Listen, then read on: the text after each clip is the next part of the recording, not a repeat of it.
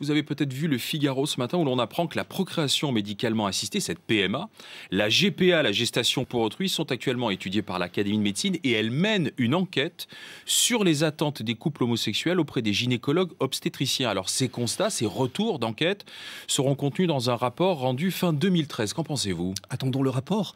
Et puis je constate aussi que dans le même article, cela surprend aussi certains médecins qui ne cachent pas leur surprise, étant donné que la chose est encore illégale, je crois, à ce jour.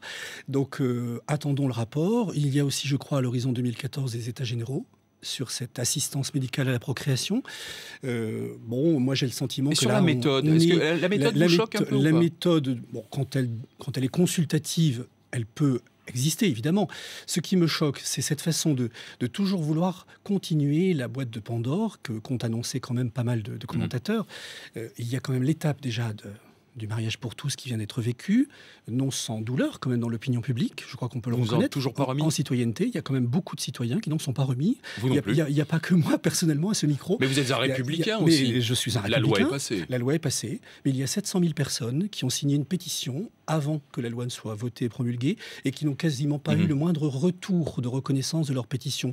Ça laisse quelques traces psychologiques dans l'opinion. Donc quand on va au-delà encore, et qu'on se met à consulter en vue de cette boîte de Pandore qui s'ouvrira encore, ça peut générer, me semble-t-il, surtout quand c'est vécu en plein été, générer encore des troubles. En douce. Le côté en douce. Moi, je ne suis pas là. Vous pensez que le gouvernement est à la manœuvre dans cette histoire ? Je ne suis pas là ce matin. C'est votre opinion, je vous demande. Non, mais moi, je ne cherche pas à qualifier les choses de manœuvrière ou de je ne sais quelle suspicion. Je constate simplement que quand on ne fait pas les choses avec un véritable dialogue citoyen, on crée le trouble. Regardons la loi qui est votée tout récemment sur la recherche concernant l'embryon, votée sous certaines conditions. Oui, cette recherche, certes, mais non sans une évolution considérable.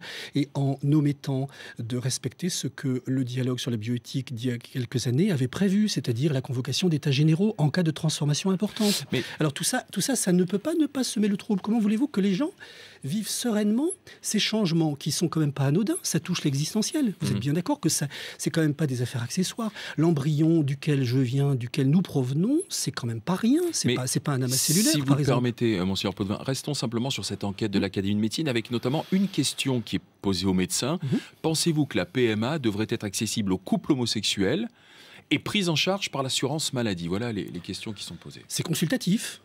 Mais je répète que cette consultation, elle va induire encore quelle chose. J'attends, je suis dans l'attente, je lis comme vous cet article, j'apprends cette consultation. Je souhaite que les états généraux annoncés pour l'année prochaine soient de véritables états généraux.